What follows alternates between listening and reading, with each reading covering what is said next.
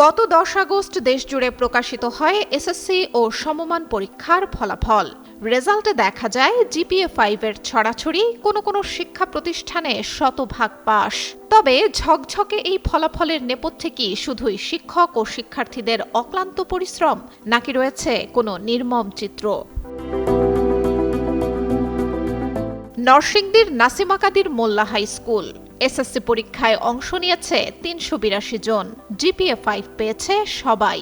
শতভাগ পাসই শুধু নয়, শতভাগ জিপিএ-5। অথচ ২০২৬ সালে এসএসসি পরীক্ষার জন্য নিবন্ধিত ও ফর্ম পূরণকারী পরীক্ষার্থীদের তথ্য বিশ্লেষণ করে দেখা যায় এবার নিবন্ধিত পরীক্ষার্থীর সংখ্যা ছিল ৬১৬ জন, অথচ পরীক্ষায় অংশ নেয় ৩৮২ জন, অর্থাৎ পরীক্ষা দেয়নি ২৩৪ জন।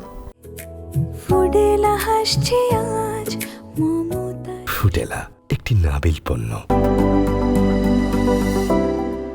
এমন চিত্র রাজধানী সহ দেশের আরও কয়েকটি নামিদামি শিক্ষা প্রতিষ্ঠানের। রাজধানীর দিয়াবাড়ির মাইলস্টোন স্কুল অ্যান্ড কলেজে নবম শ্রেণীতে নিবন্ধিত শিক্ষার্থী ছিল ১১৯১, পরীক্ষা দিয়েছে ১৪৪০ জন, অংশ নিতে পারেনি ৫৫১ জন। এছাড়া মোহাম্মদপুরের মাইলস্টোন স্কুল অ্যান্ড কলেজে নিবন্ধিত শিক্ষার্থী ছিল ২০৪ জন, অংশ নিয়েছে ১৩৪, পরীক্ষা দেয়নি ৭০ জন। আর ভিকারুন্নেসা নুন স্কুলে নিবন্ধন করেছিল ২১৪৩, পরীক্ষা দিয়েছে ২০৭২, অংশ নেয়নি ৭০ জন।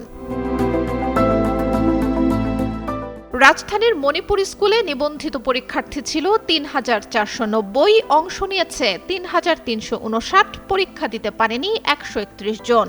একই চিত্র মতিঝিল আইডিয়ালেরও। নিবন্ধিত ২৭৭০ জনের বিপরীতে ফর্ম পূরণ করেছে ২৭২২ জন। এমন অভিযোগের জবাবে নাসিমা কাদির মোল্লা স্কুলের সহকারী প্রধান শিক্ষক বলেন, প্রথম দফার টেস্ট পরীক্ষায় এক বা একাধিক বিষয়ে ফেলকৃতদের আবারও পরীক্ষা নেওয়া হয়। তখন যারা ফেল করে তাদের আর ফর্ম পূরণ করতে দেওয়া হয়নি।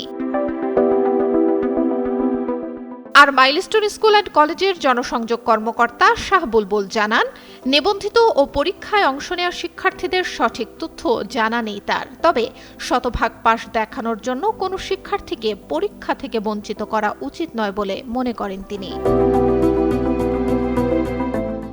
শিক্ষাবিদরা বলছেন, নামী শিক্ষা প্রতিষ্ঠানগুলোর ভালো ফলকে কেন্দ্র করে তৈরি হয়েছে এক ধরনের বাণিজ্যিক প্রতিযোগিতা।